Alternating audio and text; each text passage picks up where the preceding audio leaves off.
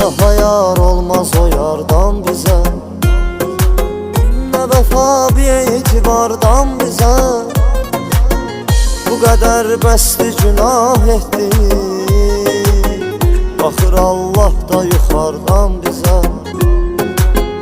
O nə Məcnun, nə də Leyladır, o bir aləm, bir dünyadır.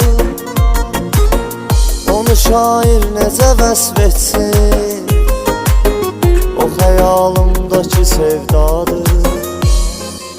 Məst edibdir bizi peymanələr, gecə meyxanələr, gecə meyxanələr.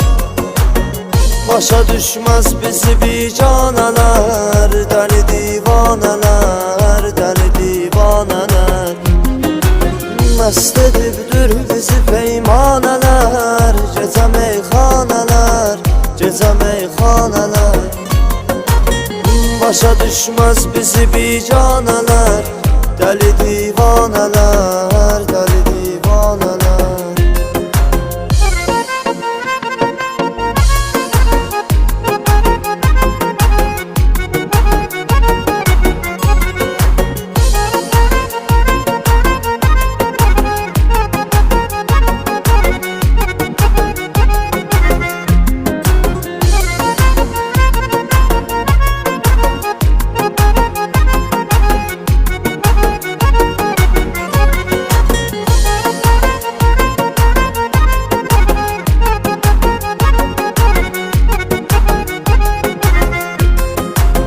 Bəzən insan küsür hər şeydən,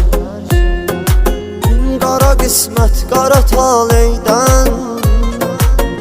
Üzümüz gülmədi onsuz da, saqi aşiqlərə süzməkdən. Saqi meysüz ki üzüm qalmasın, qoca dünyada gözüm qalmasın. Məni dindirmə, danışdırma, yenə içdim ki sözüm qalmasın. Məst edibdir bizi peymanələr, gecə meyxanələr, gecə meyxanələr. Başa düşməz bizi bicanələr, dəli divanələr, dəli divanələr.